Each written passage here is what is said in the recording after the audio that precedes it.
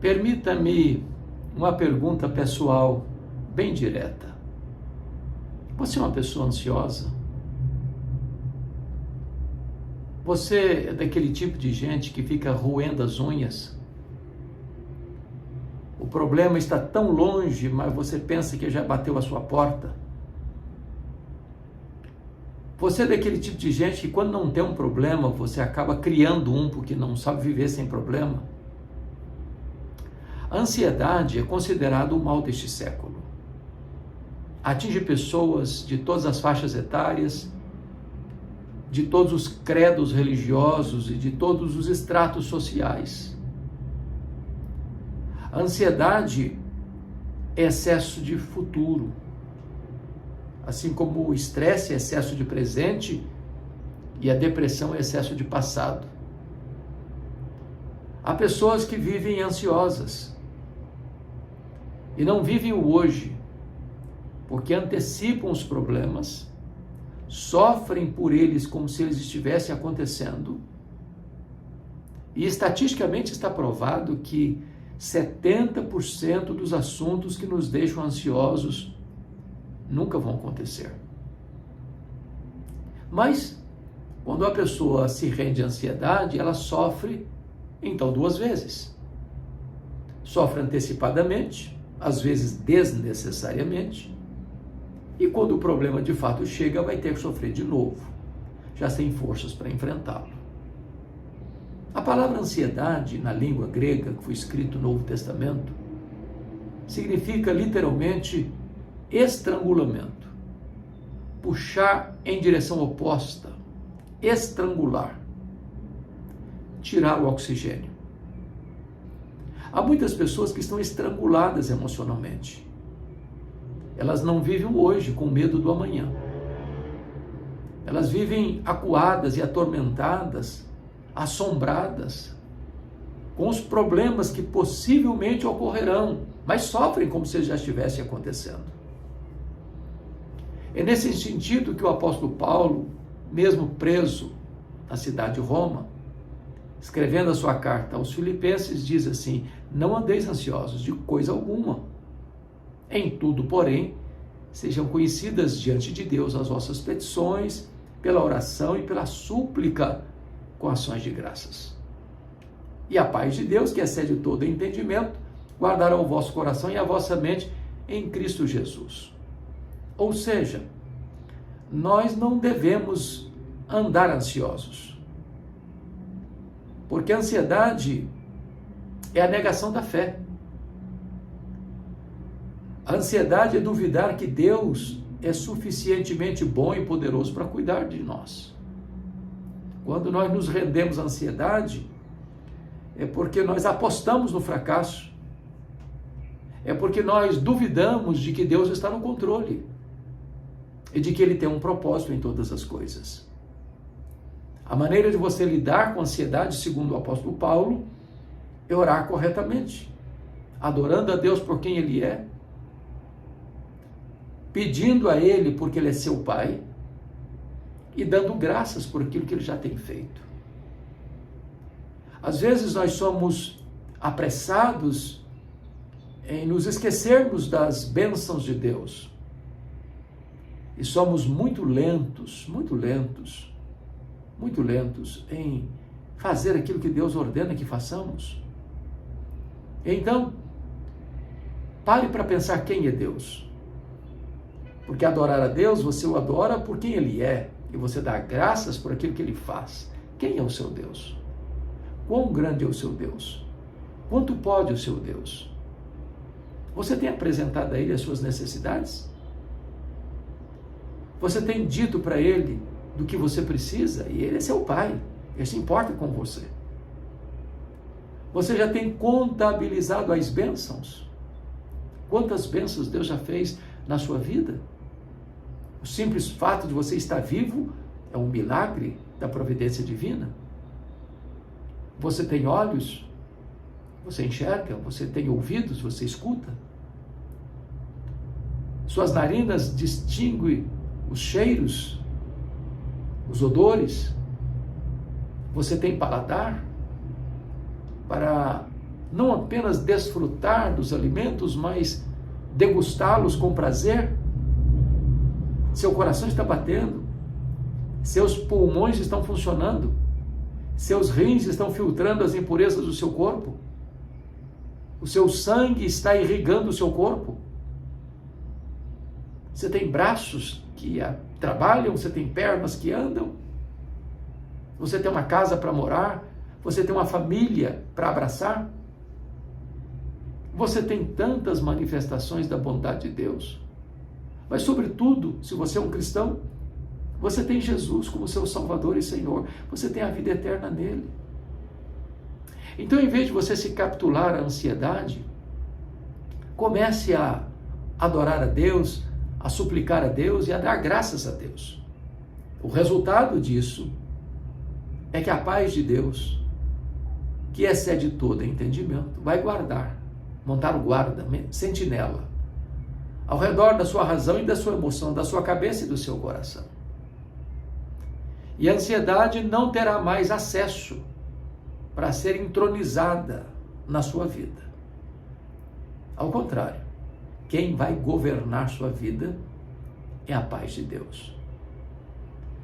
Outro texto clássico que trata deste assunto está em Mateus capítulo 6, verso 25 a 34.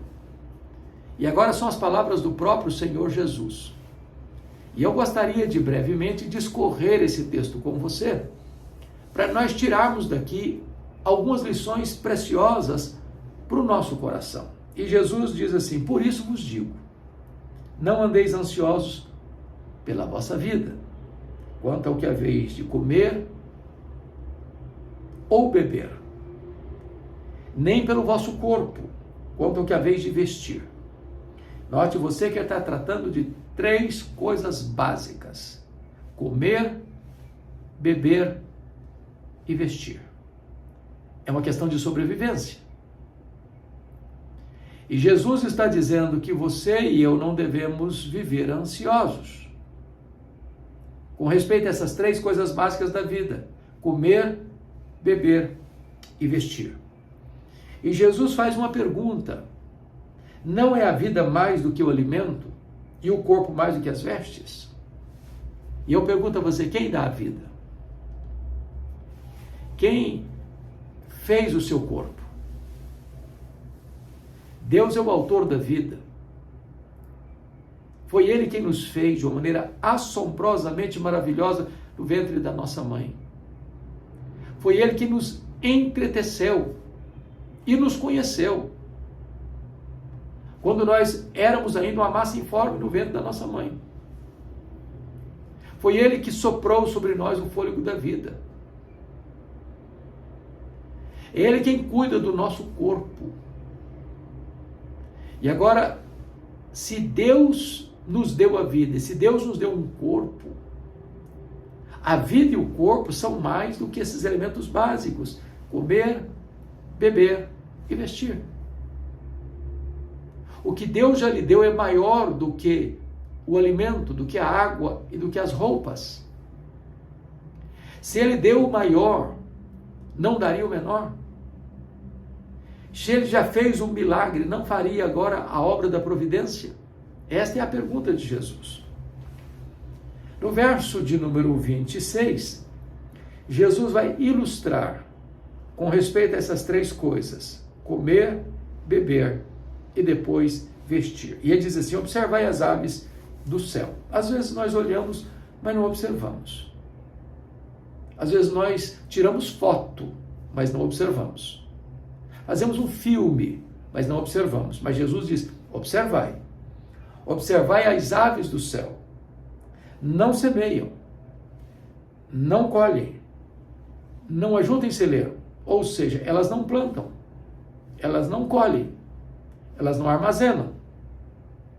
Contudo, vosso Pai Celeste as sustenta.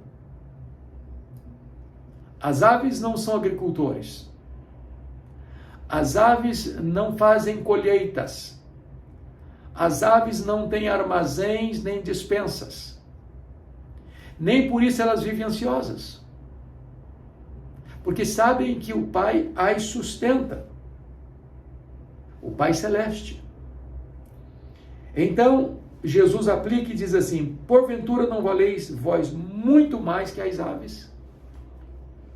Ele não diz que você vale mais que as aves, você vale muito mais do que as aves. Embora devamos, de fato, cuidar da natureza, tanto da fauna quanto da flora, mas parece-nos que nós vivemos uma inversão de valores hoje, onde a sociedade dá mais valor aos animais e até às plantas do que ao ser humano. Hoje se mata as pessoas nas ruas. Parece que a sociedade não se importa mais. Mas sacrificar o animal, aí é um crime inafiançável. E eu não estou de forma nenhuma dizendo que você tem liberdade de sacrificar animais, sejam eles selváticos, sejam eles de outra forma. Não, não, não. Eu só estou reafirmando o que Jesus disse, que você, ser humano, criado à imagem e semelhança de Deus, vale muito mais do que as aves. Então, qual é o argumento de Jesus? É que se Deus cuida do menor, são as aves, Ele vai cuidar do maior, que é você.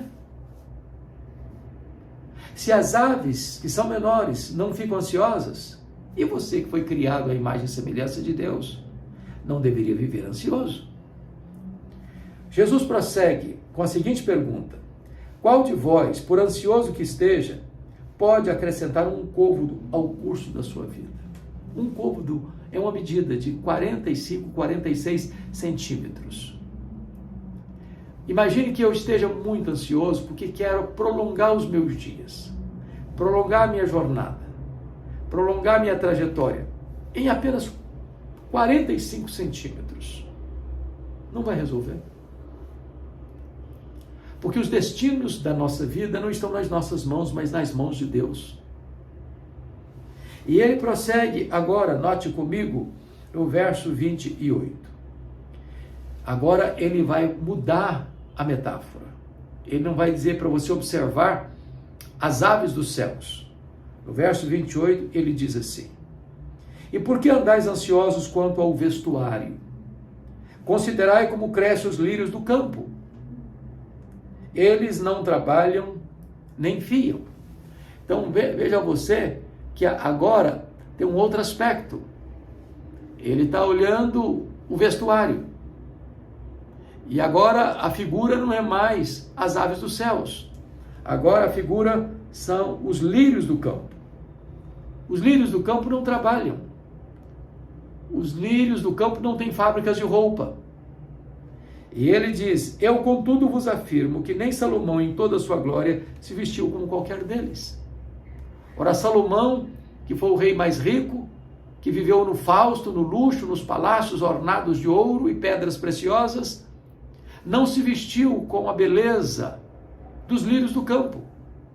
Assim também, você não pode ficar ansioso quanto às suas vestes, porque na verdade Deus deu a você um corpo e deu a vida, e Ele cuida não só do que você come e bebe, mas também do seu vestuário. Então não há motivo para você andar e viver de forma ansiosa. Agora veja você, ora, se Deus veste assim a erva do campo que hoje existe e amanhã é lançada no forno, quanto mais vós outros, homens de pequena fé. Então não há razão para você viver ansioso, o seu coração perturbado de ansiedade. Não precisa. Porque se Deus veste de maneira tão bela, tão rica, tão majestosa, os lírios do campo, que hoje florescem, à tarde murcham e secam, quanto mais você, que é filho de Deus, que é amado por Deus, que é cuidado por Deus. Então, o Senhor Jesus está mostrando que a ansiedade é uma coisa inconsistente, incoerente, incompatível com a fé cristã. E Jesus prossegue assim: portanto, não vos inquieteis, dizendo que comeremos, que beberemos, ou com que nos vestiremos. A ansiedade, portanto, é falta de fé e inquietação. Inquietação, desconfiança, temor de que Deus não é suficientemente poderoso para cuidar da nossa vida. E ele prossegue e diz assim: porque os gentios procuram todas essas coisas, pois o vosso Pai Celeste sabe que necessitais de todas elas. Veja que ele não está prometendo luxo, ele não está prometendo aquilo que é supérfluo. Ele está falando de coisas essenciais da vida, que é comer, beber e vestir. É sobrevivência. É o básico. Os gentios se preocupam. Eles vivem perturbados, inquietos, sem qualquer confiança em Deus. Mas nós devemos descansar no cuidado do Pai. Porque se Ele cuida das aves, se Ele cuida dos lírios do campo, que valem menos do que você e eu, que hoje uma flor brota, amanhã ela seca, murcha e vai para o fogo, você foi criado à imagem e semelhança de Deus e Deus cuida de você. Então não ande ansioso. Aí Jesus dá o remédio, dá a solução. Ele aponta agora para a conclusão do assunto.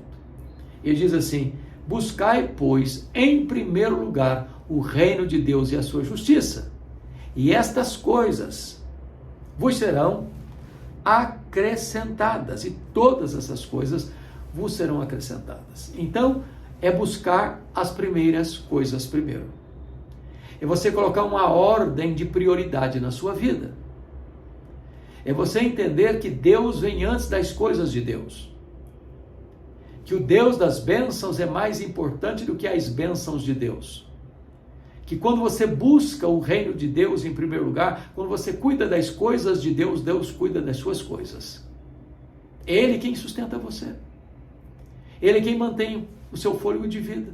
Nele vivemos, nos movemos e existimos. Ele que nos dá a vida, a respiração e tudo mais.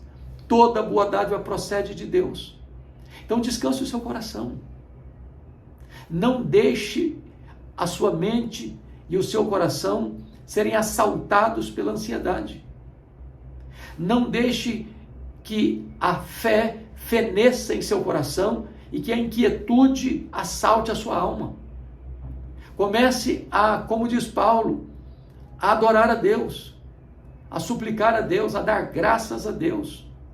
Porque é na medida que você busca Deus e o reino de Deus em primeiro lugar, é que as outras coisas vão se encaixando no seu devido lugar e você vai descansando no cuidado de Deus, que é nosso Pai, nosso provedor, nosso consolador, nosso redentor. E Jesus então conclui no Sermão do Monte esta importante lição sobre a ansiedade, dizendo assim: portanto, não vos inquieteis com o dia de amanhã, pois o amanhã trará os seus cuidados, basta o dia o seu próprio mal. Viva hoje. Lute e enfrente os problemas do hoje. Porque você ficar inquieto com o que não está acontecendo, o que talvez não aconteça, é drenar suas energias, é sufocar sua força, é permitir ser estrangulado pela ansiedade. Em vez de você viver inquieto com o dia de amanhã, viva hoje intensamente. Descanse no cuidado de Deus hoje. A Bíblia diz que o choro pode durar uma noite inteira, mas a alegria vem pela manhã. Deus está no trono. Deus está no controle. A sua vida não está solta ao léu, jogada de um lado para o outro ao sabor das circunstâncias. Nós não cremos em azar. Nós não cremos em sorte. Nós não cremos em determinismo cego. Nós não cremos em feitiço. Nós não cremos em misticismo. Nós cremos que a mão de Deus dirige o nosso destino. Quando Deus permite você passar por uma luta ou uma prova, não é porque Ele está longe ou distante ou se esqueceu de você. Não, Ele está trabalhando para aqueles que nele esperam. Descanse, portanto, no cuidado de Deus. Ele é seu Pai. Ele cuida das aves dos céus. Ele cuida dos lírios dos lírios do campo, e mais do que nunca Ele cuida de você, porque Ele ama você. E a prova do amor dele por você é que Ele enviou o seu próprio Filho, Jesus Cristo, para morrer na cruz do Calvário, para dar a você vida e vida eterna. Não viva mais ansioso. Não permita que você tenha esta corda no seu pescoço asfixiando você. Está na hora de você olhar para cima, olhar para Deus e saber que Ele é bom, saber que Ele é poderoso, e saber que Ele é suficientemente capaz de tomar conta da sua vida e conduzir você em triunfo. Que Deus abençoe o seu coração, que Deus abençoe a sua vida, que Deus abençoe a sua família.